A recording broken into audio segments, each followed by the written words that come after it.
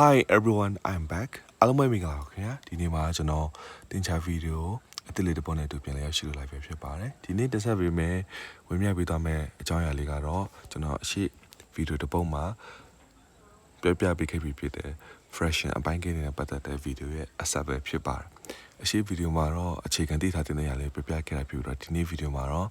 အပိုင်းကိန်းတွေကို operation အနေနဲ့ကျွန်တော်တွက်တဲ့ခါဘယ်လိုတွက်ရမလဲဆိုတာကိုအဓိကထားပြပြပေးသွားမှာဖြစ်ပါတယ်။ကဲဒါဆိုဗီဒီယိုလေးစလိုက်အောင်။ဟုတ်ပါတယ်ဒီနေ့ operation ကျွန်တော်၄ခုကိုလေ့လာမှာဖြစ်ပါတယ်။အပေါင်းအနှုတ်အမြောက်နဲ့အစားပဲဖြစ်ပါတယ်။ကဲကျွန်တော်တို့ဆက်ပြီးတော့မှတစ်ခုချင်းကြည့်လိုက်အောင်။ပထမဆုံးအနေနဲ့အပိုင်းကိန်းတွေကိုပေါင်းတဲ့ခါမှာကျွန်တော်အရင်ဆုံးကြည့်ရမယ့်တစ်ချက်ကတော့ကိုတက်မဲ့အပိုင်းကိန်းတွေက like fraction ဟုတ်သလားမဟုတ်သလားပေါ့နော်အကယ် like fraction ဖြစ်တယ်ဆိုရင်တော့တနည်းအားဖြင့်ပိုင်းချင်းညီတဲ့အပိုင်းကိန်းတွေဖြစ်တယ်တူတယ်အပိုင်းကိန်းတွေဖြစ်တယ်ဆိုရင်တော့ကျွန်တော်တို့တစ်ခါတန်းပြီးပေါင်းလို့ရပါတယ်အကြောင်းမျိုးကြောင့်ပိုင်းခြေတွေမတူဆိုတော့ကျွန်တော်ပိုင်းခြေကိုညှိပြီးတော့မှတွက်ချက်ရမှာဖြစ်ပါတယ်ကျွန်တော်ဆက်ပြီးတော့မှဥပမာလေးကြည့်လိုက်အောင်ပထမတစ်ပုဒ်အနေနဲ့5/8 plus 1/8အပေါင်းတော့addition လို့လည်းခေါ်တာပေါ့နော်ဒါပေမဲ့ကျွန်တော်ဒီမှာနားလည်လည်အောင်ကျွန်တော်ရင်းနှီးတဲ့အခေါ်ဖြစ်တဲ့ plus ပဲသုံးလိုက်မယ်ပေါ့နော်5/8 plus 1/8ပိုင်းရှိကြတာဖြစ်တဲ့အတွက်ကျွန်တော်ကတစ်ခုပဲယူပြီးတော့မှအပေါ်ကပိုင်းဝက်ချင်းချင်းပေါင်းပြမှာဖြစ်တယ်အဲ့တော့5 plus 1/8 ဖြစ်သွားတာပေါ့နော်ဆိုတော့6/8ဖြစ်လာမယ်ကျွန်တော်တစ်ချက်ကြည့်တဲ့အခါမှာ7နဲ့8ကလောက်တည်လို့ရမလားပေါ့ခြေလို့ရမလားပေါ့ရပါတယ်နှစ်အလီနဲ့ခြေလို့ရပါတော့အဲ့တော့6ကို2 3 4 6 8ကို2 4 4 8ဆိုတော့နောက်ဆုံးအသေးဆုံးကျန်တဲ့ဖြေက3/4ပဲဖြစ်ပါတယ်ဒုတိယတစ်ပုဒ်ဆက်ကြည့်အောင်1/5နဲ့2/5ပေါင်းထားတာပေါ့နော်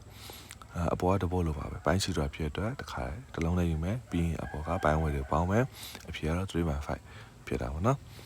ကဲနောက်ထပ်ကျွန်တော်ဆက်ကြည့်တဲ့အခါမှာမတူညီတဲ့ fraction တွေပေါ့အဲ့ခါမှာ1/4 နဲ့ 1/2 ကြည့်တဲ့အခါမှာအထူးသဖြင့်ပေါ့နော်အဆုံးအနေနဲ့1/4ခဏထားလိုက်မယ်အနောက်က1/2ကြည့်မယ်ပေါ့နော်1/2ကဒီ2ပေါ့နော်2ကကျွန်တော်4ဖြန့်ပြောင်းလို့ရနိုင်မလားအရင်စဉ်းစားမှာပေါ့နော်တကယ်လို့ရတယ်ဆိုရင်တော့ကျွန်တော်ဟိုဘာလဲ4နဲ့2ကိုသူရဲ့ကိုယ်လိုက်ပြောင်းကြမလို့တော့ပေါ့နော်2တစ်ခုပဲကျွန်တော်4ဖြန့်ပြောင်းလိုက်မယ်အဲ့တော့2ကနောက်ထပ်တခြားနှစ်တစ်ခုနဲ့မြောက်ရတော့4ဖြစ်တာဖြစ်တဲ့အတွက်ကျွန်တော်ဒီအနောက်အပိုင်းကိန်းကိုပဲကျွန်တော်ပြောင်းမယ်ပေါ့နော်အဲ့တော့1/4 plus 1/2မှာကျွန်တော်အောက်ခြေကို4ပြောင်းချင်တာဖြစ်တော့နည်းနည်းမြောက်မယ်အောက်ခြေနည်းနည်းမြောက်ရင်အပေါ်လည်းနည်းနည်းမြောက်မှာဖြစ်တယ်ပေါ့နော်အဲ့တော့1/4 plus 2/4ဖြစ်သွားတယ်ပေါ့အခုပိုင်းခြေတူဖြစ်တဲ့အတွက်စောစောက like fraction တွေတွက်တော့အောင်လို့ပဲကျွန်တော်တွက်မှာနော်ဆိုတော့အဖြေရနောက်ဆုံး3/4ကျန်ပါတယ်ကဲနောက်ထပ်တစ်ပုဒ်ကြည့်အောင်1/3နဲ့ 1/5ဒီပုဒ်စာမှာတော့စောစောပုဒ်စာနဲ့မတူတာတော့သူကတစ်ခုကတခြားတစ်ခုနဲ့တော့တူအောင်ပြောင်းလို့မရဘူးပေါ့နော်မရတော့ရိုးရှင်းရှင်းပဲသူနဲ့ကိုနဲ့အပြန်လည်မြောက်မယ်ပေါ့အဲ့တော့1/3ကိုကျွန်တော်ကတစ်ဖက်ရဲ့နောက်ထပ်ပေါ့နော်အပိုင်းကင်းရဲ့အောက်ခြေဖြစ်တဲ့5ကိုကြည့်ပြီးတော့မှအောက်ခြေကို5နဲ့မြောက်မယ်ပေါ့အပေါ်လည်း5နဲ့ပေါ့နော်ပြီးရင်1/5ကိုလည်းသူ့ရဲ့အရှိပိုင်းကင်းပိုင်းခြေဖြစ်တဲ့သူနဲ့မြောက်မှာပေါ့နော်ဒါဆိုရင်5/15နဲ့3/15ရလာပြီကျွန်တော်ပုံမှန်တိုင်းဆက်တော့မယ်နောက်ဆုံးအဖြေကတော့8/15ပေါ့နော်โอเคဒါဆိုတော့ like fraction နဲ့ alike fraction ကိုတွက်နေတိလောက်ပြီလို့ထင်ပါတယ်ကျွန်တော်ဆက်ပြီးတော့မှ mixed fraction အပိုင်းကိန်းရောကြည့်အောင်ပေါ့အပိုင်းကိန်းရောကြည့်တဲ့အခါမှာတော့ဆိုတော့ like fraction alike fraction လို့သူကတန်းပြီးတော့မှရိုးရိုးအပိုင်းကိန်းပုံစံနဲ့ရှိနေရမှာဟုတ်တဲ့အတွက်ကျွန်တော်ဘာလုပ်ရမလဲဆိုတော့အပိုင်းကိန်းရောတွေကို improper fraction ကျွန်တော်ပြန်အပိုင်းကိန်း2အနေနဲ့ပြန်ပြအောင်မယ်ပေါ့နော်အဲ့တော့ improper fraction ဖြစ်ပြီးဆိုတော့ကျွန်တော်ဆက်လို့မရပါလဲဆိုတော့သူ့ရဲ့အောက်ခြေက like fraction လား alike fraction ဆက်ကြည့်မယ်ပေါ့ကြည့်တော့မှကျွန်တော်ဆက်ပြီးတွက်ကြမယ်ပေါ့နော်ဒီမှာတော့ပုံစံလေးပုတ်ပေးထားတာပေါ့နော်ကျွန်တော်ဆက်ပြီးတော့မှတွက်ထားပုံစံလေးကြည့်အောင်ဟုတ်ပြီနော်like mixed fraction ဒီအောက်ခြေတူတဲ့အပိုင်းကိန်းရောတွေပေါ့နော်ဆိုတော့2 1/2နဲ့1/2ကြည့်တဲ့အခါမှာအောက်ခြေအကုန်လုံး2တွေပေါ့နော်အဲ့တော့ဟုတ်ပြီပိုင်းကိန်းရောကိုကျွန်တော်တို့အပိုင်းကိန်း2လို့တစ်ခါပြောလို့မယ်ဆိုတော့2ရဲ့ဒီအရှေ့မြောက်ဖော်ကိန်း2ကိုသူ့ရဲ့ပိုင်းခြေ2နဲ့အရင်မြောက်မှာပေါ့နော်နောက်ပြီးရင် ရလာတဲ့ကဏ္ဍကိုသူ့ရဲ့ပိုင်းဝင်နဲ့ပြန်ပေါင်းရအောင်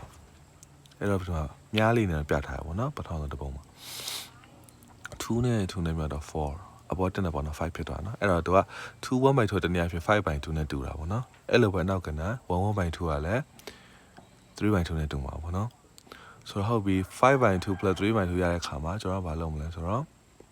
ပုံမှန်တိုင်းပဲဒီအရှိရ live fraction တွေတွက်ခဲ့တယ်လို့ပြန်တွက်မှာပေါ့နော်ဆိုတော့8/2ရတာပေါ့ဒါပေမဲ့တခုရှိတာအပိုင်းကိန်းရဲ့ပုံစံတွေတွက်တဲ့ခါမှာနောက်ဆုံးအဖြူကျွန်တော်အတက်နိုင်ဆုံးလှုပ်သေးလို့ရလှုပ်တင်မယ်လှုပ်သေးတဲ့ခါမှာတစ်ခါကျရင်အပိုင်းကိန်းနေနဲ့ကြံမယ်ပေါ့နော်တစ်ခါကျရင်လည်းအပိုင်းကိန်းမဟုတ်ဘဲနဲ့ဒီကိန်းပြည့်နေနဲ့ကြံတဲ့အချိန်မျိုးရှိတယ်ပေါ့ဥမာပြင်ဒီပုံစံလိုပေါ့8/2ကိုကျွန်တော်ကနှစ်အလီနဲ့အပေါ်အောက်ခြေတဲ့ခါမှာ4/1ရတယ်ပေါ့ကျွန်တော်တို့အရှိဗီဒီယိုမှာတငယ်ချင်း3ယောက်အကြောင်းဗီဒီယိုမှာလည်းပါမယ်နော်ပိုင်းချီကတစ်ဖြစ်တဲ့ခါမှာကျွန်တော်မဖော်ပြမရေးဘဲနဲ့ထားလေးရှိတယ်ပေါ့နော်ဆိုတော့4/1ဆိုရင်ပိုင်းချီကတစ်ရှိတာဖြစ်တဲ့အတွက်ကျွန်တော်ကအောက်ခြေတက်ပြီးတော့ဘယ်နဲ့4ပဲရေးမယ်ပေါ့နော်โอเคကျွန်တော်ဆက်ပြီးတော့မှနောက်တစ်ပုတ်ကြည့်အောင်4 2/2နဲ့2 2/2ကြည့်တဲ့ခါမှာနော်ဆောဆောလိုပဲဒီ mixed fraction တွေကို improper fraction အဖြစ်ကျွန်တော်ပြန်ပြောင်းလိုက်တယ်ပြီးတော့မှတစ်ဆင့်တက်သွားတယ်ပေါ့နော်အဲ့ဒီမှာတစ်ချက်ပြောတတ်ရှိတာက22/3ကိုကြည့်တဲ့ခါမှာဒီ improper fraction အရင်အကြီးဖြစ်နေတော့အပေါ်ပိုင်းအကျွန်တော်ဘာပြန်လုပ်လဲဆိုတော့အဲ့တိုင်းထားလို့မရအပေါ်အောက်လည်းခြေလို့မရဖြစ်တော့ကျွန်တော်လုပ်လိုက်ရတစ်ခုပဲရှိတယ်အဲ့ဒါဘာလဲဆိုတော့သူက improper fraction ဖြစ် mixed fraction ဖြစ်ပြန်ပြောင်းလာဖြစ်ပါတယ်အဲ့ဒါဘယ်လိုလဲဆိုတော့ဘာရဲ့အတိတ်ပဲကအစားဖြစ်တဲ့တော့သူကအပိုင်းဝေပိုင်းချင်တဲ့စားထားအောင်နော်22 3နဲ့တော့စားတဲ့ခါမှာဒီအစိမ်းရောင်နဲ့ပြထားလို့ပေါ့နော် highlight လေးလည်းပြထားတယ်ဟိုကပြနေပေါ့အဲ့ထက်အတိုင်းမကြောင်ယူရမှာဖြစ်တယ်ဘယ်လိုပြန်ယူမလဲဆိုတော့22ကို3နဲ့တီးစားတဲ့ခါမှာ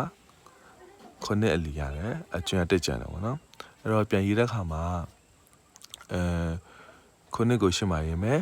အကျွမ်းကိုပိုင်းဝင်နေအောင်ရေးမယ်ပြီးတော့မှစားကိန်းပေါ့နော်စားကိန်းကိုကျွန်တော်အောက်မှာပြန်ရေးမယ်ပေါ့တစ်ခါပြန်ပြောပြပါမယ်စားလက်ကတော့ရှေ့မှာရေးတယ်အကျွင်းကအပေါ်မှာရေးတယ်ပြီးတော့မှစားကိန်းပေါ့နော်စားကိန်းကျွန်တော်အောက်မှာရေးတာဖြစ်ပါတယ်โอเคဆိုတော့ဒီအပေါင်းရဲ့နောက်ဆုံးအမျိုးအစားတစ်ခုကြည့်အောင်နော် unlike Smith fraction မတူတော့အပိုင်းကိန်းရော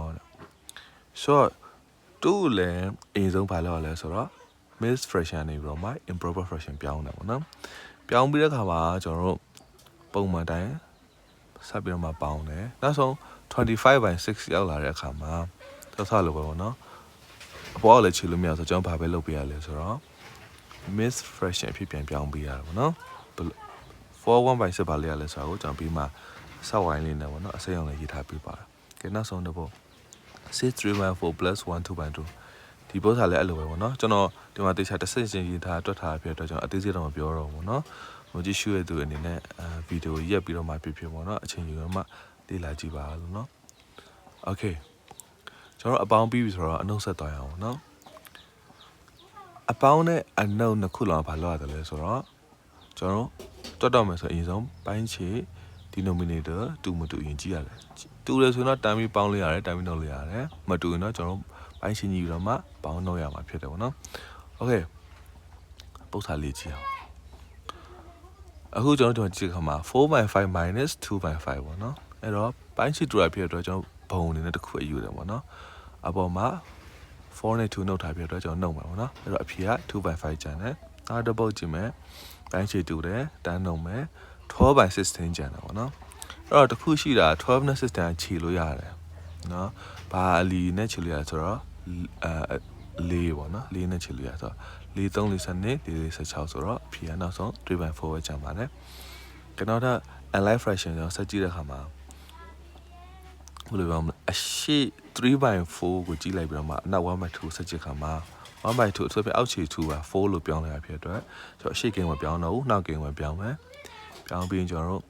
တို့3/4နဲ့2/4ရလာတယ်ပေါ့နော်အဲပုံမှန်တိုင်းဆက်တွက်ပါတယ်ဒီမှာကျွန်တော်နောက်တစ်ပုတ်ပေါ့နော်သူတို့ကနှစ်ခုလုံးမတူ2က3သွားပြောင်းလို့မရတယ်လို့3ကလည်း2ထိဆင်းလာလို့မရအဲ့တော့ရိုးပဲအောက်ခြေချင်းတို့မြောက်ပြီးတော့မှကျွန်တော်ဘယ်လိုပြောမလဲတူညီတဲ့ denominator တစ်ခုကျွန်တော်ရှာဖွေလိုက်တော့ဗောနော်အဲ့တော့ဒီမှာဘာဖြစ်လာလဲဆိုတော့3/6နဲ့2/6ဆိုတော့ဖြစ်လာတယ်ကျွန်တော်ဆက်တွက်တဲ့ခါမှာ1/6ကျန်တယ်ဗောနော်โอเค ကျွန်တော်စိတ်ဝင်ကြည့်အောင် miss fraction ရှေ့အပေါင်းပုတ်စာတွေလို့ပဲသူ့ကိုmiss fraction ကနေတော့မှ improper fraction ပြောင်းမယ်ပြီးရင်ကျွန်တော်တို့ဆက်ပြီးဖြည့်ရှင်းမယ်ပေါ့နော်ကြည့်အောင်ဆိုတော့ဒီမှာက3/1/3 minus 1/2/3 ပေါ့နော်အဲ့တော့အရင်ဆုံး improper fraction လောက်လိုက်တယ်ကျွန်တော်အရှိအပေါင်းမှာပြောပြခဲ့ဆိုတော့ကျွန်တော်အသေးစိတ်တော့မပြောတော့ဘူးနော်အဲဆိုအရင်လဲဗီဒီယိုကြာတော့မှာဆိုလို့ပေါ့နော်အဓိကတော့ကြည့်ရှုသူအနေနဲ့လိုအပ်ရင်ရက်ထိုင်တော့မှဖြည်းဖြည်းချင်းပေါ့နော်ချိန်ယူကြည့်လိုက်ရပါတယ်လို့လေ့လာလိုက်ရပါတယ်အဲ့တော့3/1/3 minus 1/2/3 ကိုကျွန်တော် improper fraction လုပ်တယ်ပြီးတော့မှကျွန်တော်တို့တစ်ဆင့်ဆင့်တက်သွားတာပေါ့နော်အဲ့တော့ 5/3 ကျန်တယ် 5/3 တော့ဒီတိုင်းထားလို့လည်းမရအောင်ဆိုတော့ကျွန်တော်တို့ miss fraction ပြန်ပြောင်းရတာပေါ့နော်ပြီးတော့မှနောက်တစ်ပုတ် 5/1/4 minus 1/3/4 ဒါလည်းအဲ့လိုပဲအဆင့်ဆင့်တွက်တယ်နောက်ဆုံး miss fraction တွေနဲ့ကျွန်တော်ပြန်ထားတယ်ကဲနောက်ဆုံးအုပ်စုပေါ့နော်သူက miss fraction မှာပိုင်းခြေကလည်း unlike ပေါ့နော်မတူဖြစ်တယ်သူလည်း improper အရင်လုပ်တယ်ဖြည့်ရှင်းတယ်ကျန်တဲ့နောက်ဆုံးဖြည့်ကိုကျွန်တော်တို့ miss fraction ပြန်ပြောင်းတယ်ပေါ့နော်နောက်ဆုံး 4/1/4 minus 1/1/3 လည်းအဲ့လိုပဲပေါ့နော်โอเคဒါဆိုရင်ကျွန်တော်တို့အနုတ်ရပြီပေါ့ဆိုတော့ကျွန်တော်တို့နောက်ထပ် operation တစ်ခုကိုတွားရအောင်ကဲအမြောက်ဖြစ်ပါတယ်နော်အမြောက်ကတော့အပေါင်းတို့အနုတ်တို့ဆိုင်ပို့ပြီးတော့မှကျွန်တော်အနေနဲ့ဆိုတော့နော်နည်းနည်းစဉ်းစားရပို့ရလွယ်လို့မြင်တယ်ဘာလို့သူကဘိုင်းချင်းကြီးရတယ်လည်းမပါဘူးနော်ဘိုင်းချင်းကြီးကြမလို့သူကတိုင်းပြီးတွက်လို့ရတယ်โอเคနော်ဒါဆိုရင်ကျွန်တော်ကြည့်ရအောင်ဒါပထမဆုံးပေါ့နော်okay sorry နော်ကျွန်တော်ပြန်ပြရမယ်ဒီအမြောက်တဲ့ခါမှာတတိထားကြည့်ပေါ့နော်ဒီမှာတောင်းအုပ်စုတွေ့ရမှာနော်အပိုင်းကိန်းနဲ့အပြည့်ကိန်းကိုမြောက်တာရှိတယ်ပြီးတော့မှအပိုင်းကိန်းချင်းချင်းမြောက်တာရှိတယ်ပြီးတော့မှအပိုင်းကိန်းနဲ့ miss ဘယ်လိုပြောမလဲအပိုင်းကိန်းရောမြောက်တာရှိတယ်ပေါ့နော် okay အဲ့ဒါတစ်ခုချင်းကျွန်တော်ကြည့်အောင်ပေါ့နော်အရင်ဆုံးအပိုင်းကိန်းနဲ့ရိုးရိုးအပြည့်ကိန်းမြောက်တဲ့ခါမှာဘယ်လိုလဲဆိုတော့3/5အမြောက်ကိုကျွန်တော်က times လို့ခေါ်တာပေါ့နော် TIMES เนาะ3/5 times 8ပေါ့အဲ့တော့ကြည့်တဲ့အခါမှာ 3/5 ကတော့အပိုင်းကိန်းဆိုကိစ္စမရှိဘူး8ကဘာကြီးလဲပေါ့နော်ဒါပေမဲ့ကျွန်တော်တို့အဲ့တငယ်ချင်း3ယောက်ဗီဒီယိုမှာပြောပြပြီးပေါ့နော်ကိန်းကနန်းတစ်ခုကိုဒီတိုင်းမြင်ပြီဆိုရင်ပု္ပ္ပစာအခြေအနေကကျွန်တော်လိုတယ်လို့သူတငယ်ချင်းတော့ဖို့ဘယ်လိုပြောမလဲခေါ်ထုတ်လို့ရတာပေါ့နော်ဆိုတော့8ကရိုးကနန်းဆိုပေမဲ့အပိုင်းကိန်းတွေသူပြန်ပြောင်းရေးလို့ရတယ်အဲ့ဘာလဲဆိုတော့သူဘာမှမပါဘူးဆိုရင်ပိုင်းချီကတစ်ရှိနေဆိုတော့ကျွန်တော်တီးထားမှာဖြစ်တယ်ပေါ့နော်အဲ့တော့3/5အမြောက်8/1ဖြစ်သွားတာပေါ့နော်ဆိုတော့အပေါ်ချင်းမြောက်မယ်အောက်ချင်းမြောက်မယ်ပြီးရလာတဲ့အပိုင်းကိန်းကိုကျွန်တော်ကြည့်လိုက်တဲ့အခါမှာအပေါ်အခြေလို့ရလာပါမရရင်တော့ကျွန်တော်တို့တန်းထိုင်ထားမထိုင်လိုက်ဒီပုတ်ဆိုင်ရဆို24/5ဆိုတော့ကျွန်တော်တို့ miss fraction ပြန်ပြောင်းလို့ရတယ်ပေါ့နော်ပြန်ပြောင်းပေးရမှာပေါ့နော် sorry အဲ့တော့ပြောင်းပြီးလဲခါမှာဒီပထမတစ်ပုတ်အဖြေက4/5နဲ့ပြီးသွားတယ်ပေါ့နောက်တစ်ပုတ်7 times 1/3ပေါ့တခုတတိထားပေါ့နော်အပြည့်ကိန်းကအနောက်လာရှိတယ်လို့ရှက်လာတယ်ဖြစ်နေတယ်ပေါ့နော်ကိစ္စတော့မရှိဘူးပေါ့ဆိုတော့ဒီမှာလဲ7ရဲ့ပိုင်းချီကသူ့တငယ်ချင်းတစ်ရှိနေပေါ့နော်ကျွန်တော်ဆွဲထည့်လိုက်တယ်ပြီးတော့မှအပေါ်ရှာချင်းမြောက်တယ်ဖြည့်ရှင်းနောက်ဆုံးအဖြေက2/1/3ရပါတယ်ခဏတော့အုပ်စုပေါ့နော် fraction ချင်းမြောက်တာဒါကတော့ပထမအုပ်စုထက်ဘယ်လိုပြောမလဲလွယ်တယ်ပဲပြောရမလားမျက်စိအမြင်ရရှင်းတယ်ပဲပြောရမလားပေါ့နော်အဲ့လိုဖြစ်နေတာပေါ့ဆိုတော့အပေါ်ချင်းမြောက်မယ်အောက်ချင်းမြောက်မှာပေါ့နော်ဟုတ်ပြီနှစ်ပုတ်လုံးကြည့်လိုက်တဲ့ခါမှာတော့နော်အဖြေတွေက proper fraction ပေါ့တနည်းအားဖြင့်ပိုင်းဝေကပိုင်းချစ်တဲ့ငယ်နေရဖြစ်တယ်တော့ထွေးထူးကြောင့်ဖြည့်ရှင်းကြမလို့ပေါ့နော်ခြေလို့လည်းမရဆိုဒီတိုင်းနေမှာထားမယ်ပေါ့โอเคအများကြီးနောက်ဆုံးတအုပ်စုသွားရအောင်သူကအပိုင်းကိန်းနဲ့အပိုင်းကိန်းရောမြောက်ထားတာပေါ့နော်ဆိုတော့အပိုင်းကိန်းရဲ့ကိစ္စမျိုးတိုင်းထားမယ်အပိုင်းကိန်းရောကျွန်တော်တို့ improper fraction ပြန်ပြောင်းပေးမယ်အဲ့တော့ဒီမှာကြည့်တဲ့အခါမှာ2/3အမြောက်2/1/2ပေါ့နော်2/2ရဲ့ကိစ္စမရှိတိုင်းထားမယ်2/1/2ကိုကျွန်တော်တို့ပြန်ခါမှာ5/2ရတယ်ပေါ့အဲ့တော့အပေါ်ချင်းမြောက်မယ်အောက်ချင်းမြောက်မယ်ရှင်းမယ်ပေါ့နောက်ဆုံးတစ်ပုတ်2/1/4ကိုလည်းအဲ့လိုပဲကျွန်တော်ပြန်ပြောင်းမယ်ပြီးတဲ့ခါတိုင်းအပေါ်ချင်းအောက်ချင်းမြောက်ပြီးတော့မှကျွန်တော်အဖြူတင်ထားမှာပေါ့နော်တခုရှိတာ27/32 27အကြီးဆိုတော့ကျွန်တော်3လီနဲ့ရလောက်မယ်လို့တော့တွေးကြမှာပေါ့နော်ဒါမှမဟုတ်9လီပေါ့ဒါပေမဲ့32က3လီလည်းမရဆို9လီနဲ့လည်းမရဆိုကျွန်တော်အဲ့တိုင်းပဲထားမှာပေါ့နော်ဆိုတော့ဖြည့်ရှင်းလို့မရဖြစ်တဲ့ခဏင်းဘလောက်ပဲကြီးဖြည့်ရှင်းလို့မရဆိုကျွန်တော်အဲ့တိုင်းပဲထားမှာပေါ့နော်โอเคကျွန်တော်ဒါဆိုရင်ဒီနေ့ဗီ video ရဲ့နောက်ဆုံး operation သွားရအောင်ပေါ့နော် division အစားဖြစ်ပါတယ်သူကအပေါင်းလုံးလိုပိုင်းချိန်ကြီးကြမှာမလို့ဒါပေမဲ့တစ်ခုရှိတာကအစားလုပ်တဲ့ခါမှာကျွန်တော်ဘယ်လိုလုပ်အောင်လဲဆိုတော့အနောက်ကဏ္ဍပေါ့နော်အနောက်ကင်းကိုကျွန်တော်ကပြောင်းပြန်လမ်းမယ်ပြောင်းပြန်လမ်းလိုက်သူ့ရဲ့ operation ကအစားမှုတစ်ပိုင်းနဲ့အမြောက်ပြောင်းသွားမှာပေါ့နော်အဲ့ဒါလေးတစ်ခုပါပဲပြီးရင်တော့ကျွန်တော်အမြောက်ကိုတွတ်တယ်လို့တွတ်လို့ရတယ်ပေါ့နော်သူလည်းစောစောအမြောက်လိုပဲ3ခုရှိတယ်ပေါ့နော်အပိုင်းကင်းနဲ့အပြည့်ကင်းစားတာရှိတယ်ပြီးတော့မှ freshen နဲ့ freshen ချင်းစားရှိတယ်နောက်ဆုံး freshen miss freshen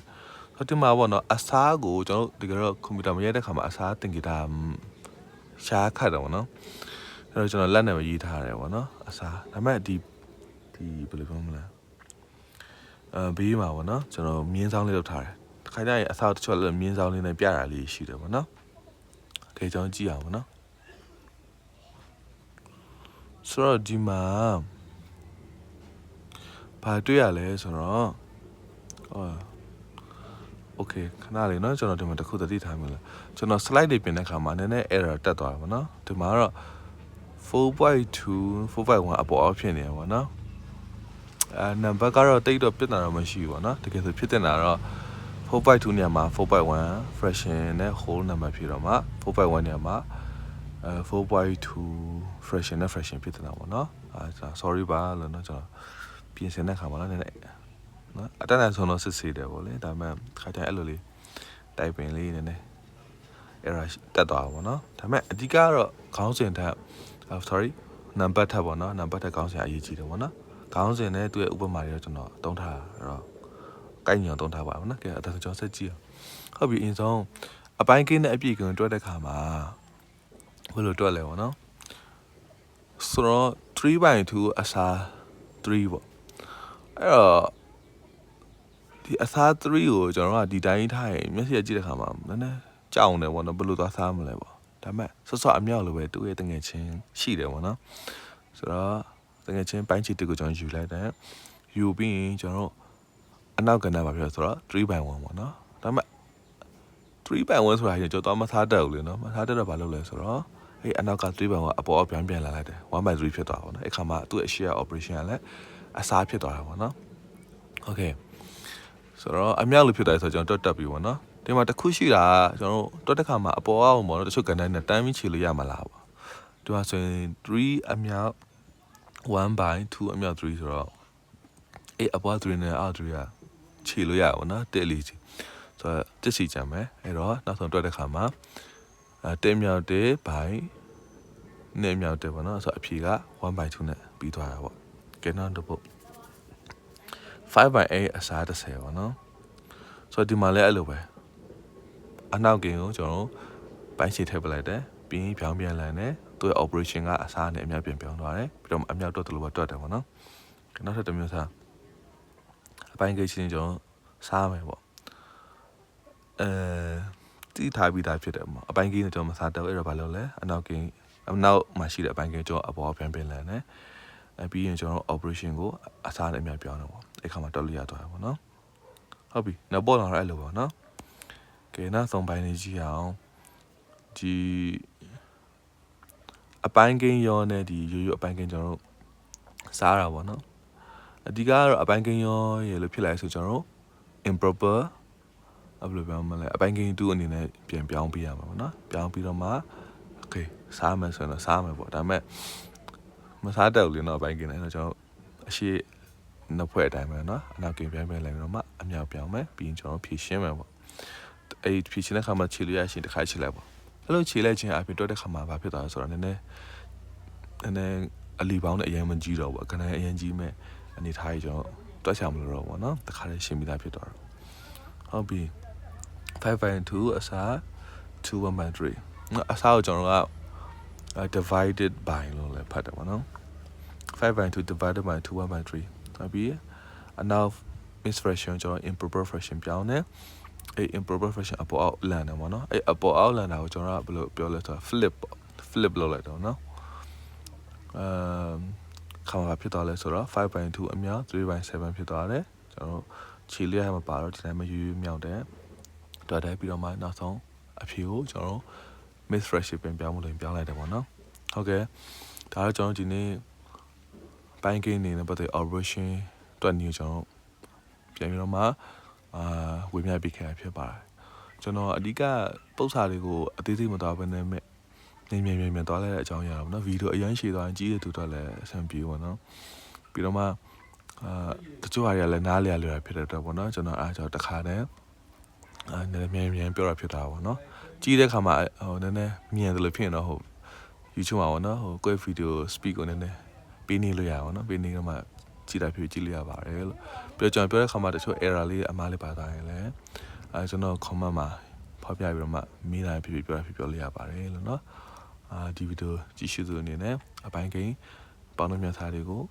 အတန်းအခုထိပိုနားလဲသွားမယ်ကိုယ်ပညာရေးတွေဖြစ်စေဒါမှမဟုတ်ကိုယ်ဘူစုတာနေနေဖြစ်စေအကျိုးရှိသွားမယ်ဆိုရင်တော့ကျွန်တော်ဒီဗီဒီယိုလုပ်ပြရကြုံတတ်ပါတယ်လို့အားလုံးကြည့်ရှုပြီးတော့ကျေးဇူးတင်ပါတယ်ကျွန်တော်နောက်ထပ်ဗီဒီယိုဒီမှာပြန်လည်တော့မှတွေ့ဆုံကြရအောင်